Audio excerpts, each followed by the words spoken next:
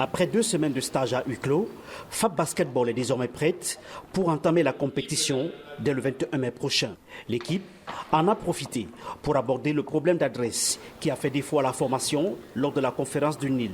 Notre stage a été basé sur cela et nous avons également ce problème de gestion de fin de match. Mais cela est beaucoup plus dû à un problème de concentration des acteurs qui se retrouvent sur le terrain. Je pense que nous avons suffisamment travaillé, nous avons tiré les leçons de la conférence du Nil pour débuter cette Final 8 à Kigali le 21. Quelques changements ont été apportés à l'effectif qui va prendre part à la Final 8 au Rwanda. Nous avons Abou Diallo, un intérieur sénégalais qui vient de la France, un ex-sociétaire d'Avignon. Nous avons Minlen qui vient des États-Unis, qui est un Camerounais né aux États-Unis, grandi aux États-Unis, pour nous renforcer sur le secteur extérieur parce que nous avons Essomé qui est blessé et hors de la compétition.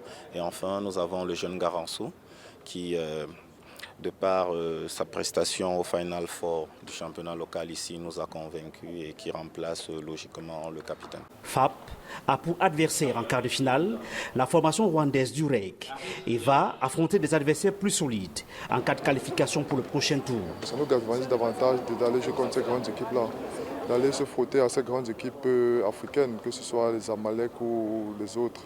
Ça nous fait grandir nous également. Sur le fait que nous sommes une équipe amateur, oui c'est normal, mais ça ne diminue pas pour autant nos chances. Ça ne diminue pas pour autant nos chances. De nos jours, le basketball, il est le même partout. On a les mêmes méthodes de travail pratiquement. Donc on a travaillé dur pour ça. Et si on est arrivé à ces Final 8, c'est parce qu'on le mérite. La participation de FAP à la balle lui confère le statut d'équipe nationale.